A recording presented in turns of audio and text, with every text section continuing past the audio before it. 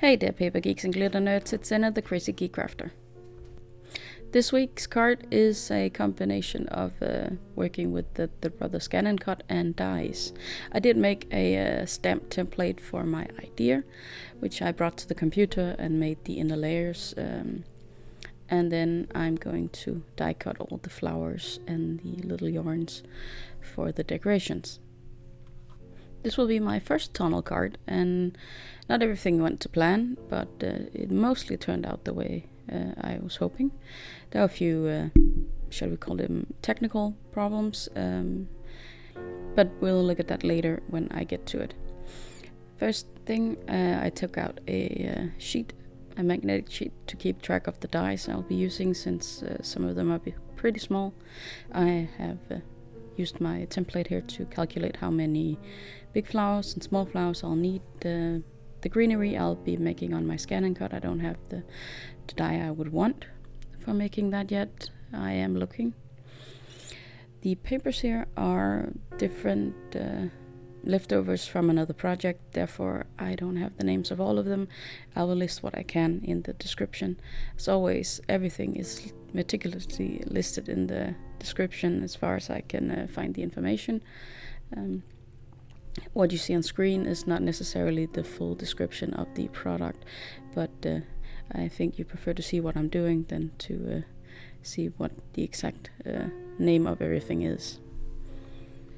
This process can be a bit tedious. I have sped it up to 8 times the actual time it took, and I'll leave you with some music.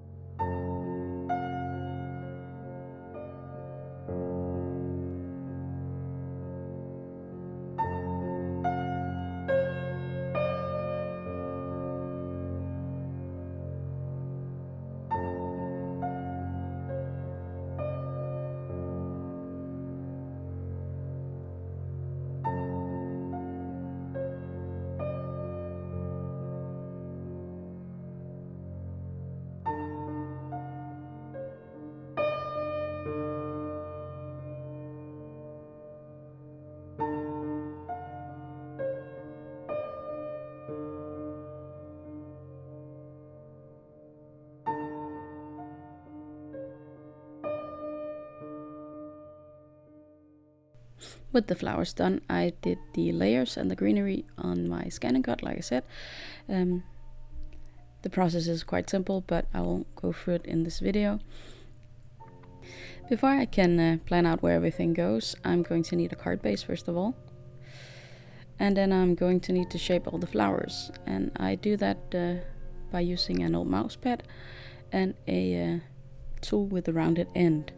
In this case it's a quilling tool, but you can also buy what I know as ball tools. I know that doesn't sound very nice, but that's what they're called when you use them for modeling with fondant and also clay, I think.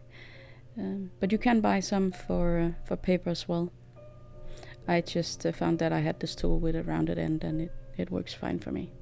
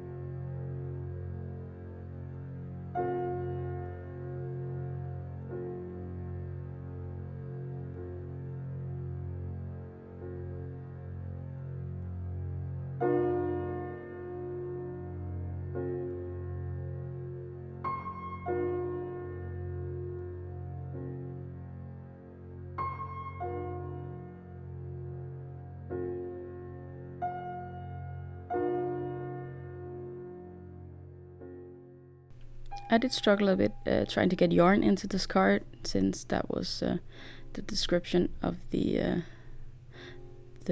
recipient. It was someone who knits, likes flowers, wants something girly, and likes the colors pink and purple. Now I picked purple. I could have mixed them, but I just figured it'd be very nice with just plain purple. But I figured when I found this dye from Gummiapan that I could put the yarn in the center of the big flowers. I did try the small flowers too, but it didn't look as good.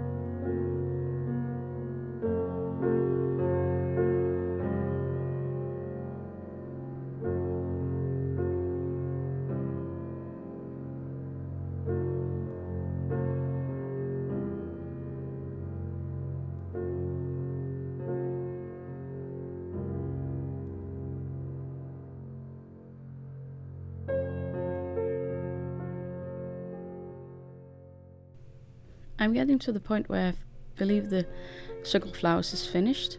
So now there's one problem left. It's the center of the card.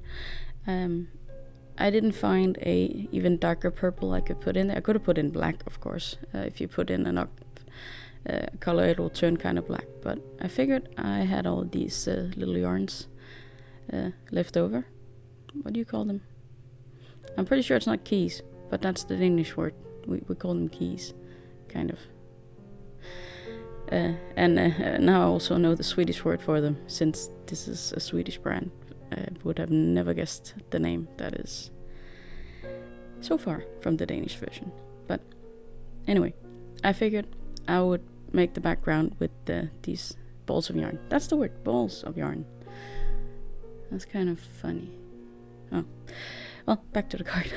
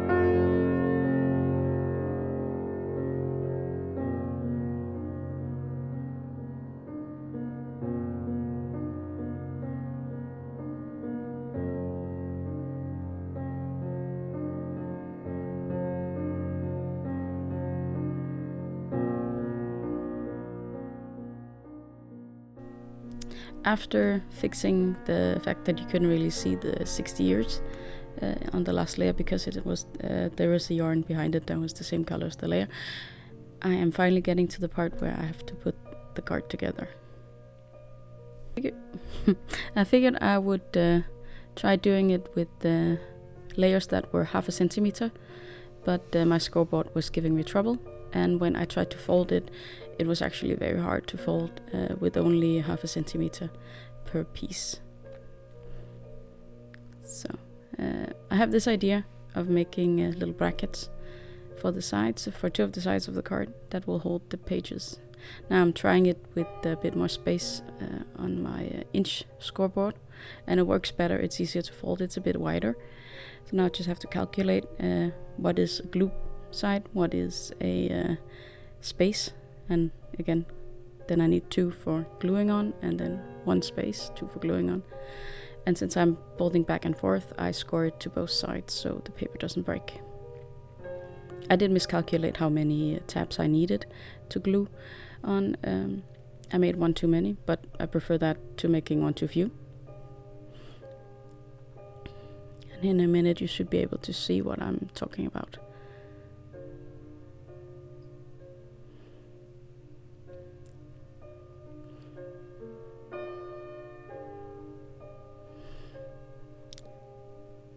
So I'm gluing together the tabs for gluing the panels, and I'm holding them down with these tiny clothespins. Not that I could hold any clothes even if they wanted to.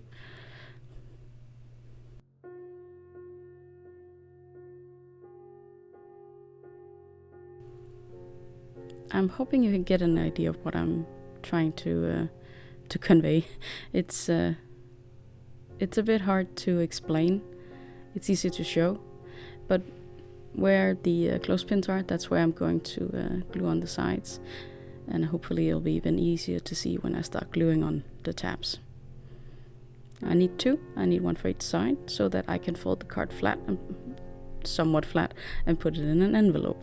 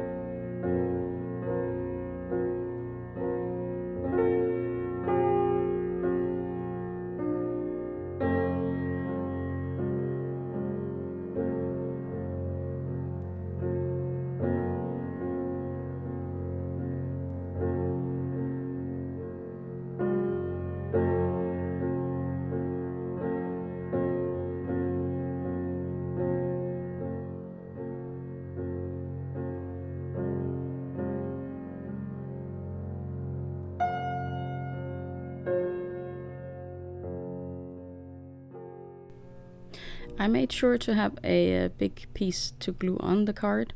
No one's going to be able to see it, so therefore I could leave a bigger tab to glue to the card to make sure nothing went wrong.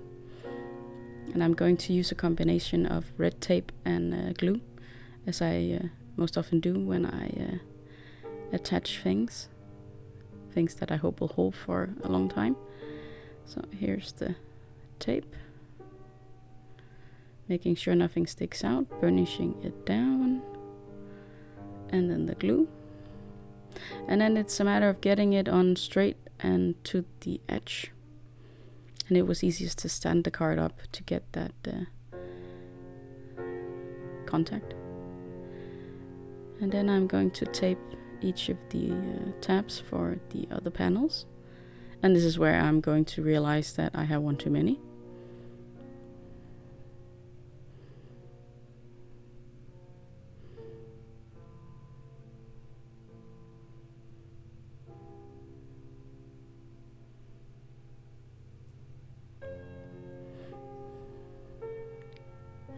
I didn't cut it quite even, unfortunately. It's better on the other side, I'd say, but I do my best. And it's not really visible when the card is finished, so no worries.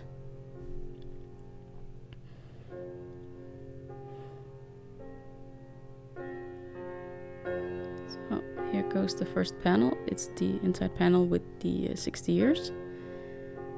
I'm putting it up against, all the way up against, and burnishing it down. And then there's the layer which has the recipient's name on it.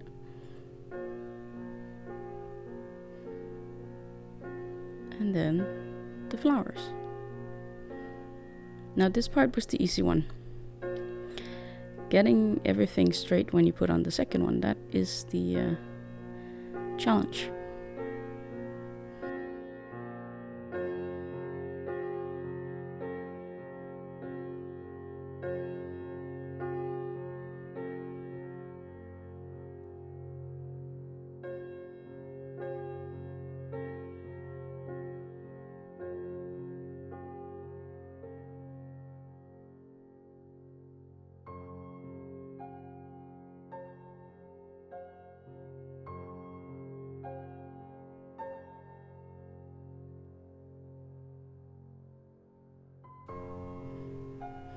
I was using my head to keep the card open and standing it up at the same time, but I did get this piece a little bit crooked. It was a bit too much to the up of the card, so I trimmed it off so it was equal.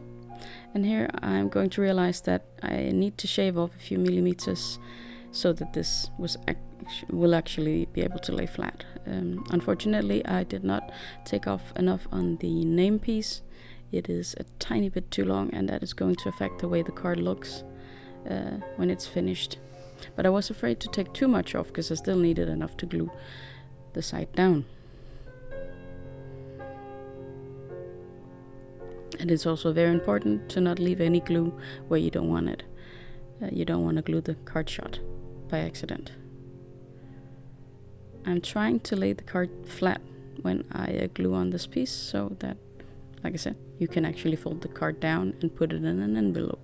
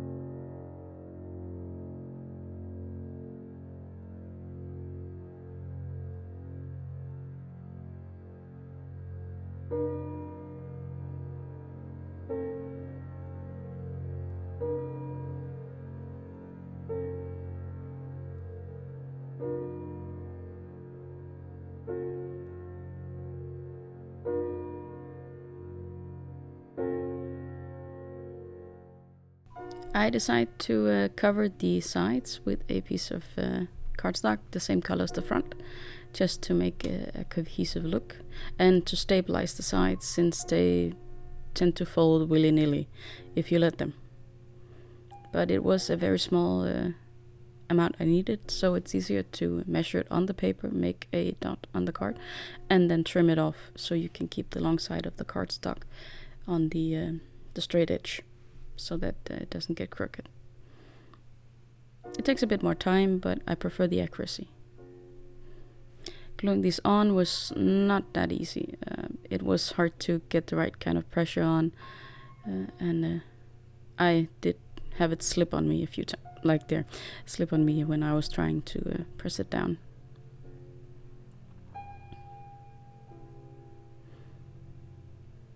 And this one actually didn't really want to stick at one of the corners. It kept lifting. That was annoying. But it's down now.